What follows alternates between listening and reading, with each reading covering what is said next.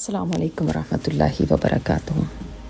ہمارے ہاں اکثر سفر کے مہینے کو منحوس سمجھا جاتا ہے، بدشگونی کی علامت سمجھا جاتا ہے، اور اس میں کوئی بھی شادی بیاہ کرنا یا خوشی منانا اس کو بھی برا سمجھا جاتا ہے۔ تو کیا اس کی کوئی حقیقت ہے اسلام میں، یا یہ صرف سنی سنائی باتیں ہیں، یا یہ جاہلیت کی باتیں ہیں، یا کیا ہم کہہ سکتے ہیں کہ کیا فرق پڑتا ہے، چلو یہ مہینہ گزار کے ہی ہم کوئی خوشی کر لیں گے،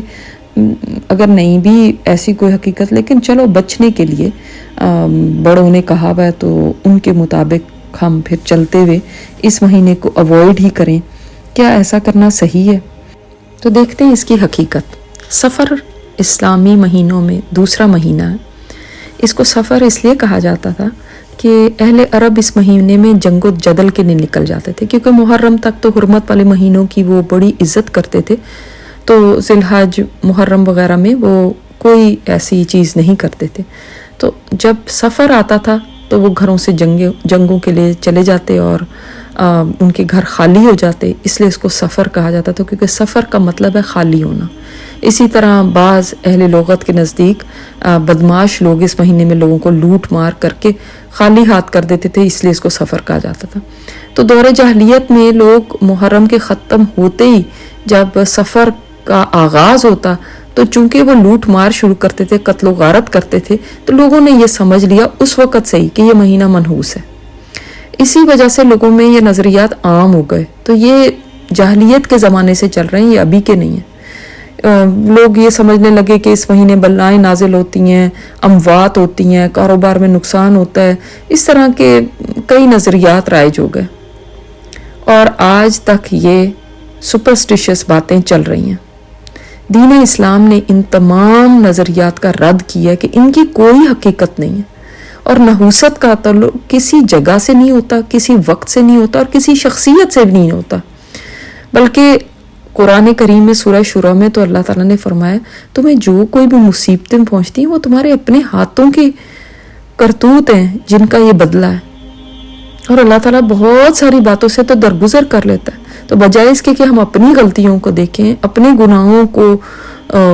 دیکھیں اور ان کی اصلاح کریں، ہم الٹا ایک مہینے کو سمجھ لیتے ہیں کہ یہ منحوس ہے اور اس کی وجہ سے ہمارے ساتھ یہ ہوا،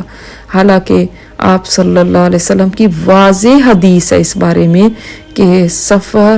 کی جو نحوست ہے جو کہی جاتی ہے اس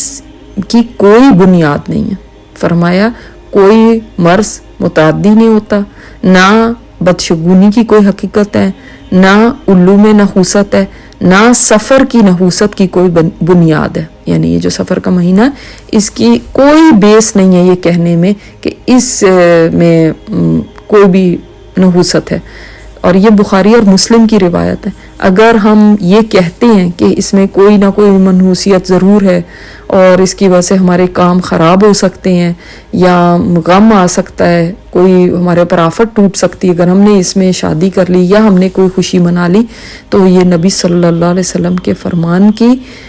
صریحاً خلاف ورزی ہے کہ آپ صلی اللہ علیہ وسلم تو کچھ بتا رہے ہیں اور ہم اپنی مرضیاں کر کے اپنے بڑوں کی باتیں یا ارد گرد لوگوں کی باتیں سن کے ان پہ زیادہ بیلیو کرتے ہیں، اور ہمیں نبی صلی اللہ علیہ وسلم کی